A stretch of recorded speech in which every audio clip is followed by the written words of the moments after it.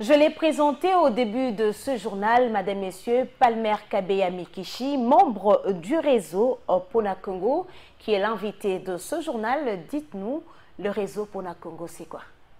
Merci beaucoup. Le réseau Pona Congo, c'est un réseau citoyen, des activistes et les acteurs de la société civile classique. Dans ce réseau, il est composé, il y a la Lucha, il y a Filimbi, le KCC et le Minapro.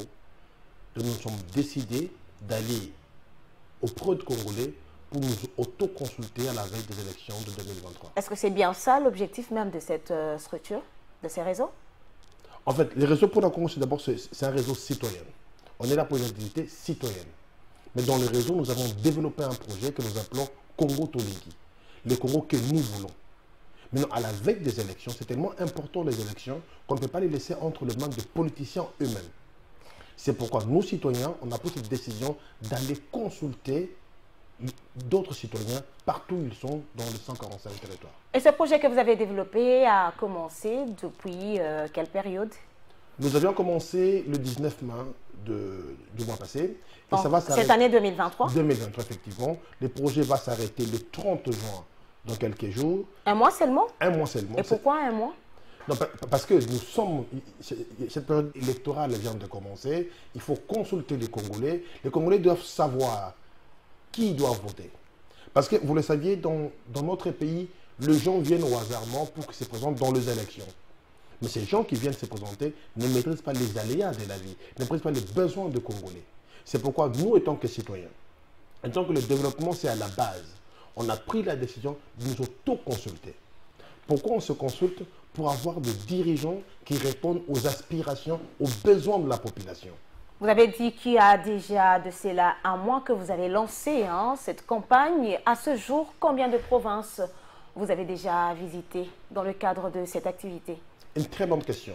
Actuellement, le réseau, le projet Pona Congo, nous sommes sur terrain dans les 35 villes, en présentiel et dans les 145 territoires de la République, où nos équipes se déploient. On est déjà dans les 145 territoires et dans les 35 villes, où il y a des gens en présentiel qui sont en contact permanent avec deux Congolais qui posent des questions pour que les Congolais répondent à ces questions-là.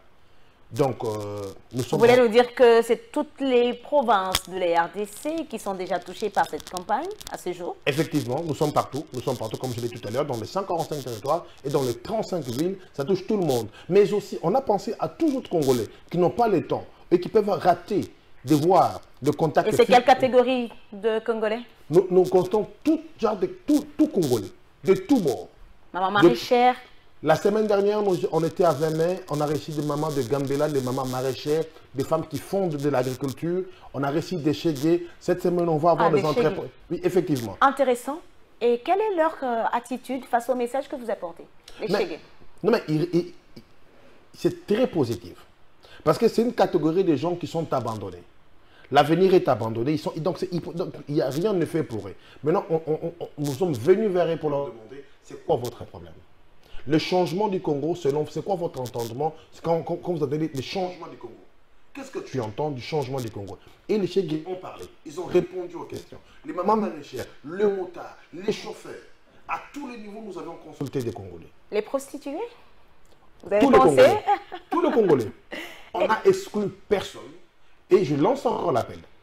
Vous êtes Congolais, vous êtes lecteurs. C'est le moment de faire entendre votre voix. Venez nous faire consulter. Répondez à nos questions. C'est la seule manière qui va nous permettre que le Congo trouve un nouvel espoir du changement et du développement. Est-ce que vous rencontrez des difficultés? Lesquelles, s'il y en a? Bon, jusqu'à présent, le Congo est très vaste. Et nous nous sommes forcés de nous déployer dans les 145 territoires. Vous savez qu'on est dans un pays où il n'y a pas de routes. Il n'y a pas d'infrastructure pour que les gens circulent. C'est pour cela qu'on a même pensé dans le lancement de la campagne virtuelle. Pour toute personne, chaque individu qui veut répondre aux questions, mais qui n'a pas pu entrer en contact avec nos équipes sur terrain en présentiel, cette personne peut aller dans nos sites. Dans le bas de l'image, il y a nos pages Facebook, il y a nos pages Twitter, il y a des numéros. Il peut répondre à des questions sur le virtuel.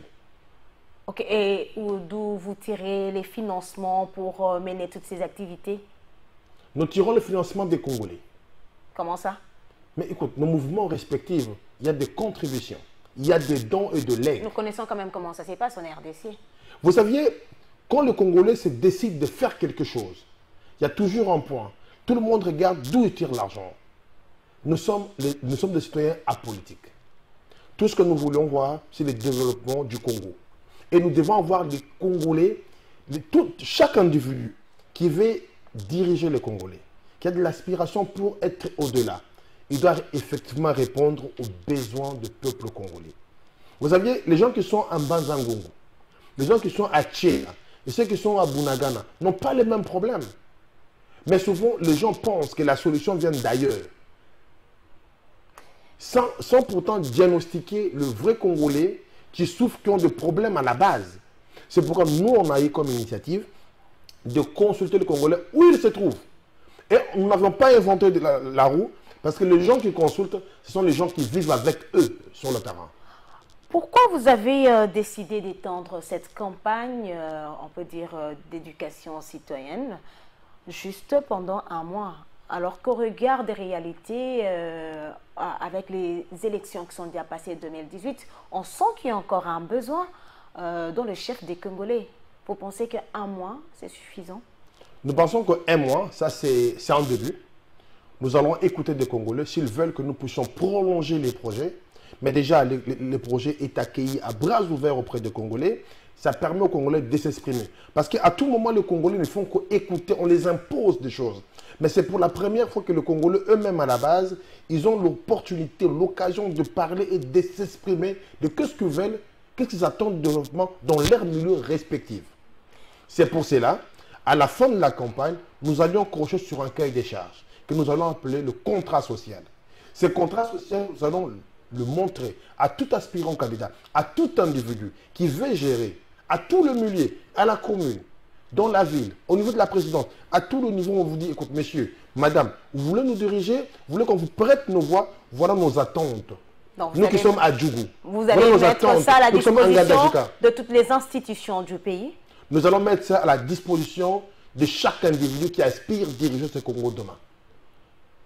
Chaque personne qui a des ambitions de diriger à tous les niveaux, on va brandir ce cahier des charges, ce contrat social qui ne vient pas seulement de nous, mais qui vient de tout le Congolais. Et après, qu'est-ce qui va se passer? Mais si la personne ne respecte pas la volonté d'une majorité, s'il ne respecte pas la volonté de sa base, mais la population à ce moment-là, ils vont savoir qui voter. Parce que ça va se faire avant le vote, pas après le vote. Vous êtes d'accord quand vous votez? Avant le vote, vous devez signer ce document. Vous devez adhérer à la volonté populaire de la population. Et c'est une façon de dire que votre démarche va s'arrêter juste avant les votes? Non, mais après, nous allons contrôler. Ok. Après, nous allons contrôler. Nous sommes en train d'écouter le Congolais. Vous savez, dans votre question, elle est très bonne à quel niveau? Parce qu'aujourd'hui, nous avons des élus.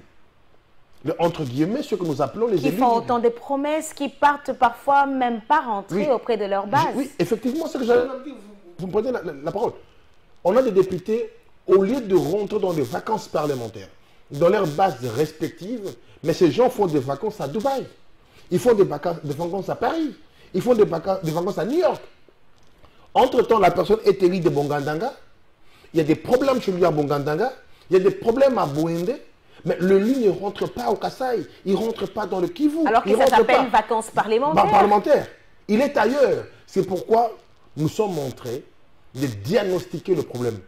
Dans le vrai terme, nous sommes Congolais, on a décidé de nous auto-consulter, de nous auto-diagnostiquer pour savoir c'est quoi nos problèmes, c'est quoi nos besoins, c'est quoi nos desiderata. Et les personnes qui ont des aspirations, de besoin de nous diriger, ils doivent répondre dans tels critères.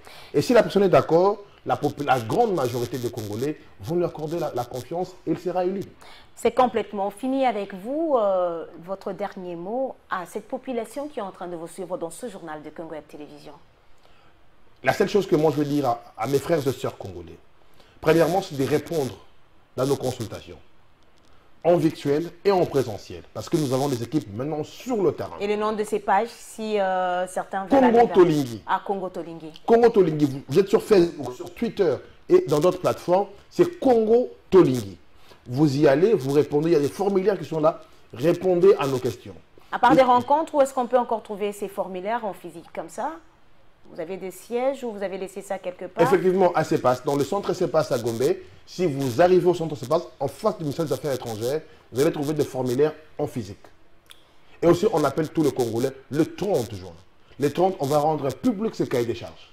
Le 30 juin. Le 30 juin. Le jour de l'indépendance. De l'indépendance. Du pays. Donc, on espère que ces jours-là, les Congolais seront indépendants parce que nous estimons que 80 millions de Congolais, on est pris en otage par un groupe d'individus, par une petite minorité d'individus qui ont pris tout un pays dans un système. On est en otage. Palmer Kabea Mikishi, membre du réseau Pona Congo, merci d'être passé dans ce journal de Congo Web Télévision pour nous parler de cette campagne Congo Tolingi. C'est à moi de vous remercier, madame. Madame, messieurs, bien sûr, poursuivons avec cette session d'actualité.